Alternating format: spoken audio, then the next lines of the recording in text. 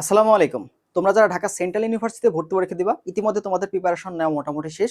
তো অনেকেই অনেক বেশি পড়াশোনা করতেছো, বাট বেশ কিছু ভুলের কারণে তোমার হয়তো চান্সটা মিস হয়ে যাইতে পারে। তো লাস্ট মোমেন্টে এসে আমরা এই ভুলগুলো প্রায়ই করে থাকি, যার ফলে আমাদের দেখা যায় চান্সটা মিস হয়ে যায়, বা আমরা যেখানে টপ করতাম সেখানে আমাদের কোনো রকম টেনে টুনে পাস করতে হয়। তো এই ভুলগুলো যেন তুমি এখন থেকে শুধরে নিতে পারো, তার একটা রিমাইন্ডার তোমাদের দিয়ে দিচ্ছি। তো অবশ্যই ভিডিওর সময় দেখবা, আশা করা যায় এই ভিডিওটা তোমাকে অনেক বেশি হেল্প করবে। ঠিক আছে, আমরা ভিডিওটা বেশি বড় করবো না, শর্ট টাইমে শেষ করে দিব। ঠিক আছে, তো চলো দেখি। তো প্রথম যে বিষয়টা দেখো, চান্স মিস হওয়ার যে এই মুহূর্তে যে কারণগুলো থাকে সেটা হচ্ছে লো কনফিডেন্স। তোমাদের মধ্যে অনেকেই আসো, দেখো শেষ মুহূর্তে এসে না অনেকে কনফিডেন্সের অভাবে ভুগতেছো, যে ভাই আমার কি পারবো কিনা, অনেকগুলো পরীক্ষা তো দিলাম, এখানে হয়তো চান্স হয় নাই, এটাই লাস্ট ভর্তি পরীক্ষা। তুই যে নিজের মধ্যে যে কনফিডেন্সের যে অভাবটা তুমি পূরণ করতেছো, এটা আসলে আলটিমেটলি তোমাকে কিন্তু চান্স মিস করতে অনেক বেশি হেল্প করবে, তাই না? তো যাদের আসলে কনফিডেন্স অনেক হাই বা লো, এই দুইটা শ্রেণীর মানুষের কিন্তু এখানে চান্স পাওয়াটা অনেক বেশি টাফ হয়ে যাবে। কারণ ওভার কনফিডেন্স থাকলে তুমি পড়াশোনা করতে চাইবে না, ভাববা যে আমি তো এটা পারি, আমি পড়ে কি করবো। আর যারা লো কনফিডেন্স, তাদের সময় আছে, বাট তুমি পড়াশোনার কাছে যাইতে পারবে না, কারণ আগেই তুমি হতাশ হয়ে যাচ্ছ। দেন এই দুই শ্রেণীর মানুষ কিন্তু পড়াশোনা করতে পারবে না। তো অবশ্যই কনফিডেন্সটা তুমি অবশ্যই বুস্ট আপ করবা, এবং কনফিডেন্সটা কখনো হাই করা যাবে না, যতটুকু প্রয়োজন তোমার যে কনফিডেন্স থাকা দরকার ঠিক ততটুকু যেন থাকে।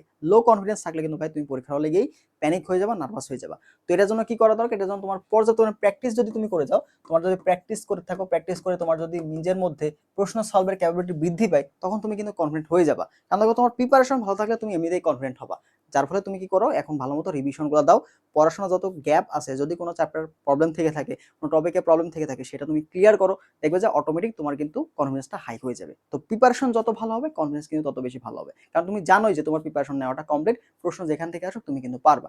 ঠিক আছে, তো 2 নম্বর যে কারণটা, সেটা হচ্ছে তোমাদের ভুল রিভিশন স্ট্র্যাটেজি। অনেকে কি করো, দেখো এই মুহূর্তে রিভিশনটা কি, রিভিশন মানে হচ্ছে তোমার ইম্পর্টেন্ট যে টপিকগুলো, সেইগুলো আসলে রিভিশন দেওয়া, তাই না? তো তুমি এখন কি করতেছো, সব রিভিশন দিতে যাচ্ছ। অনেক আসো যারা একটা অধ্যায়ের সবগুলো টপিক রিভিশন দিতে যাচ্ছ, এটা কিন্তু তোমার পক্ষে শেষ করাও পসিবল না। দেখবে যে আলটিমেটলি তুমি কিন্তু যে ইম্পর্টেন্ট জিনিসগুলো, যেগুলো আসলে ঢাকা সেন্ট্রাল ইউনিভার্সিটিতে আসবে, সেগুলোই তুমি স্কিপ করে ফেলছো, বা এগুলাই তোমার কিন্তু ভালো মতো মনে নাই। তো এই জিনিসটা করা যাবে না। তোমাকে অবশ্যই যেগুলো তোমার জন্য রিসিউর জন্য ইম্পর্টেন্ট, এই বিষয়গুলোতে বেশি করে ফোকাস করতে হবে। এবং অনেকে কি করো, যে তোমার যে কঠিন যে টপিকগুলো, হার্ড যে টপিকগুলো, বা বড় বড় যে ম্যাথগুলো আছে, ঠিক আছে, এই জিনিসগুলোর প্রতি সময় নষ্ট করতে বেশি। দেখো, মাথায় রাখো, ভর্তি পরীক্ষায় কখনো কিন্তু কঠিন জিনিস তুমি স্কিপ করে আসলে তোমার চান্স মিস হবে না। তুমি যদি সহজ প্রশ্ন স্কিপ করে আসো, তখন তোমার কিন্তু চান্স মিস হয়ে যাবে। তো চেষ্টা করো এখানকার যে ইজি টপিকগুলো আছে, ইজি অ্যান্ড ইম্পর্টেন্ট টপিকগুলো, এইগুলো বারবার তুমি ভালো করে রিভিশন দাও। কারণ দেখো, তোমার চান্স পেতে কত লাগে, তুমি চান্স পেতে 45 থেকে 50 মার্ক তুলতে পারলেই তোমার চান্স হয়ে যাবে। এবং তুমি যদি 55 থেকে 60 এই মার্ক তুলতে পারো, তুমি টপ সাবজেক্টগুলো পাবা। ঠিক আছে, টপ কলেজের টপ সাবজেক্টগুলো পাবা। তো এত বেশি প্যারা কেন? তুমি জাস্ট ইম্পর্টেন্ট যেগুলোতে ফোকাস করো, যেগুলো বিগত বছর আসা টপিক, বিভিন্ন ভার্সিটিতে আসছে, এই টপিকগুলো তুমি দেখো, এইগুলোই তোমার জন্য এনাফ। তো অযথা তুমি লেস ইম্পর্টেন্ট বা সব একটা চ্যাপ্টারে সব কিছু রিভিশন এখন দিয়ে যেতে পারবা না। ইম্পর্টেন্ট জিনিসকে ফোকাস করো। আর এখানে একটা জিনিস খেয়াল রাখবে, বেশি কঠিন বেশি কঠিন বড় ক্যালকুলেশন থিওরি, এই জিনিসগুলো এখন স্কিপ করো, এগুলো তোমার প্রয়োজন নেই। এগুলো তোমার চান্স পাইতে তোমার যে আহামরি ইফেক্ট ফেলবে এরকম না। তুমি জাস্ট ইজি প্রশ্নগুলো ভুল করে আসবে না, তাইলে দেখবে যে তোমার চান্স হয়ে গেছে। নেক্সট আসো, তোমার পরীক্ষার ভুলগুলো সংশোধন না করা। তোমরা অনেকে হয়তো এক্সাম দিতেছো, তাই না? বিভিন্ন প্ল্যাটফর্মে এক্সাম দিতেছো। তো আমাদেরও এক্সাম ব্যাচ রয়েছে। আমাদেরও তোমার হচ্ছে এখন 99 টাকার যে ডিসিও মডেল টেস্ট ব্যাচ আছে, এটাতে ভর্তি চলতেছে। তো যারা কোনো এখনো এক্সাম দিতেছো না, লাস্ট মোমেন্ট অ্যাটলিস্ট লাস্ট এক সপ্তাহ এক্সাম দেওয়ার চেষ্টা করো। ঠিক আছে, এক্সাম দেওয়ার চেষ্টা করো। ইভেন এক্সামটা দিবা, এক্সাম দেওয়ার পরে তোমার যে ভুলগুলো হবে, এই ভুলগুলো ভাই তোমাকে সংশোধন করতে হয় মাস্ট।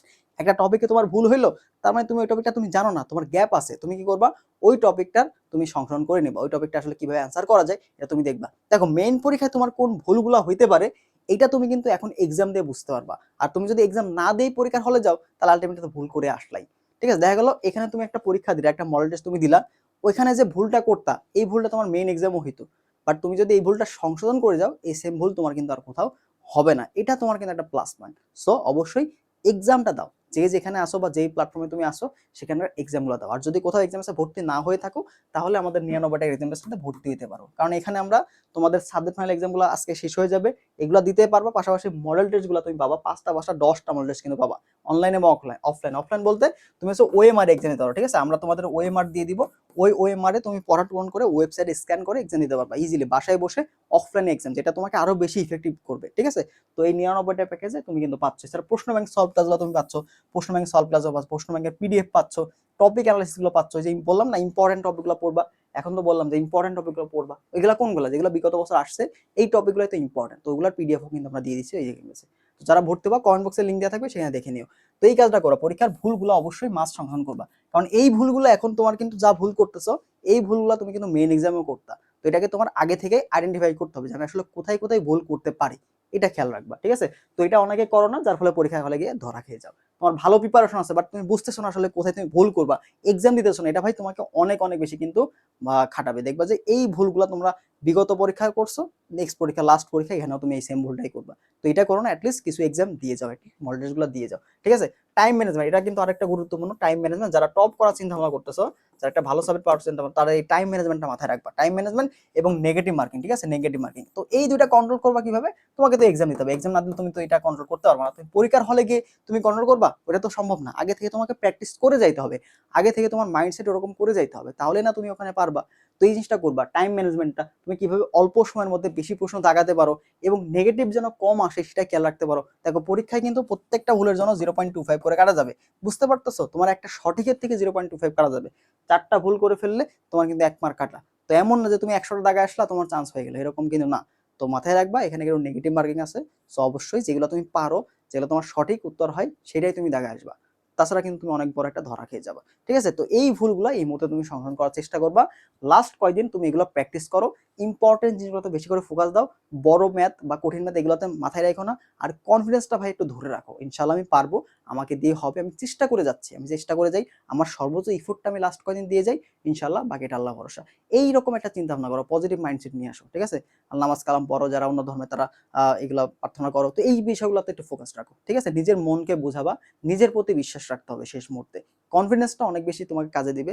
তুমি যদি একদম লো কনফিডেন্সে পড়ে যাও, তুমি কিন্তু পড়াশোনা কন্টিনিউ করতে পারবে না লাস্ট মোমেন্টে এসে, ঠিক আছে?